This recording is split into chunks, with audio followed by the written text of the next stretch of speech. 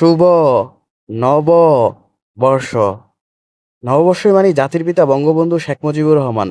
Sorry guys, একটু মজা নিলাম, অতীতের ডায়লগগুলো একটু স্মরণ করিয়ে দিলাম। আশা করি 1433-এর নববর্ষ সবার খুবই ভালো কাটছে। সবাইকে নববর্ষের অনেক অনেক শুভেচ্ছা ও অভিনন্দন।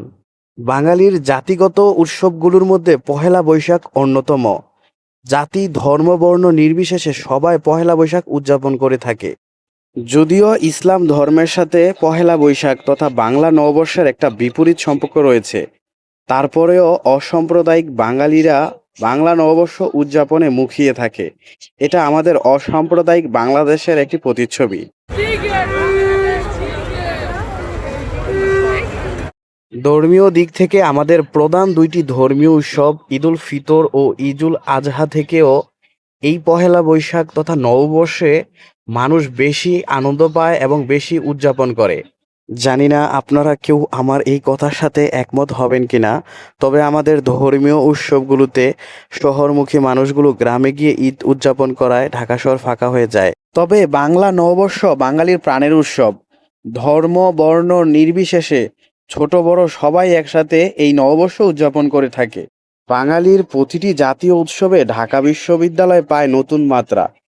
ক্যাম্পাস জুড়ে বিরাজ করে সাজ সাজ আমেজ। ঢাকা বিশ্ববিদ্যালয়ের প্রতিটি কানায় কানায় পরিপূর্ণ হয়ে যায় লোকে লোকারণ্য। সারাদিন তীব্র গরমের পর সন্ধ্যায় গিয়েছিলাম ঢাকা বিশ্ববিদ্যালয়ে লাগোয়া শহীদ মিনার প্রাঙ্গণে। শহীদ মিনার প্রাঙ্গণে গিয়ে দেখি বিশাল বড় একটি বৈশাখী মেলা বসেছে।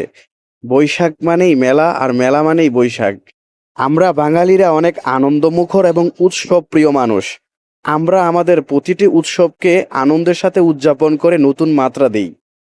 ইট পাথরের ব্যস্ত নগরীর চার দেয়ালের বন্দি জীবনে আমাদের মা বোনেরা ঘুরতে অনেক পছন্দ করে। আর তা যদি হয় বৈশাখী মেলায় পরিবারকে নিয়ে একটু ঘুরে বেড়ানো, কিছু কেনাকাটা করা, কিছু খাওয়া, তার তুলনা তো আর হয় না। আজকের শিশুরা আগামী দিনের ভবিষ্যৎ। প্রতিটি শিশুর জন্য সুস্থ এবং সুন্দর বিনোদনের প্রয়োজন রয়েছে।